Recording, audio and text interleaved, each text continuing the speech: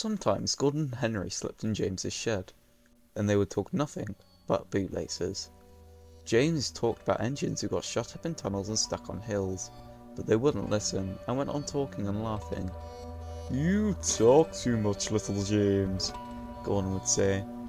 "A fine, strong engine like me has something to talk about. I'm the only engine who can pull the express. When I'm not there, we need two engines. Think of that. I've pulled expresses for years, and I've never once lost my way. I seem to know the right line by instinct," said Gordon proudly. Every wise engine knows, of course, that the signalman works the points to make engines run on the right lines, but Gordon was so proud that he had forgotten. "Wake up, James," he said next morning. "It's nearly time for the express. What are you doing? Odd jobs? Ah, well, we all have to start somewhere, don't we? Run along now and get me coaches, and don't be late now." James went to go get Gordon's coaches. They were all shining with lovely new paint. He was careful not to bump them, and they followed him smoothly into the station singing happily, "We're going away, we're going away." "I wish I was going with you," said James. "I should love to pull the express and go flying down the line."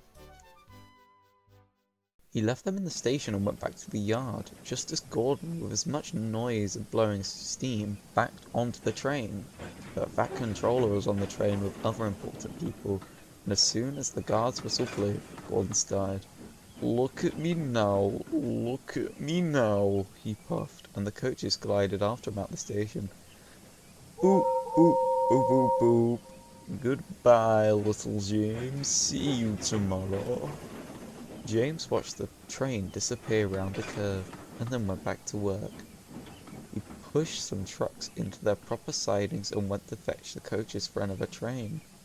He brought the coaches to the platform and was just uncoupled when he heard a mournful quiet "Shush, shush, shush, shush," and there was Gordon trying to sidle into the station without being noticed.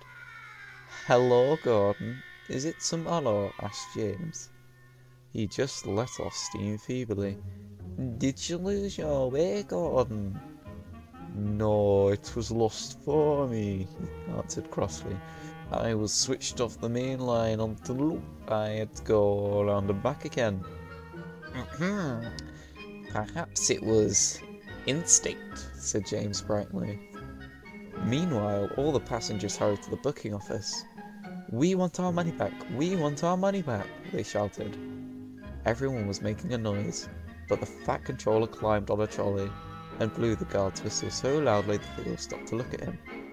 Then he promised them a new train at once. "Gordon can't do it," he said. "Will you pull it for us, James?" "Yes, sir, I'll try." Soon James was coupled on and everyone got in again. "Do your best, James," said the fat controller kindly. Just then the whistle blew, beep beep, and he had to run to get in. Come along, puffed James. "You're pulling us well, you're pulling us well, you're pulling us well," sang the coaches. Hurry, puffed James. Stations and bridges flashed by, the passengers leaned out of the windows and cheered, and soon they reached the terminus. Everyone said, "Thank you, James." "Well done," said the fat controller. "Would you like to pull the express sometimes?" "Yes, please," answered James happily. The next day when James came by, Gordon was pushing trucks in the yard. "I like some quiet work for a change," he said. "I'm teaching these trucks manners. You did well with those coaches, I hear. Good, we'll show them." He gave his trucks a bump, making them try. Oh! James and Gordon are now good friends. James sometimes takes the express to give Gordon a rest. Gordon never talks about bootlaces, and they are both quite agreed on the subject of trucks.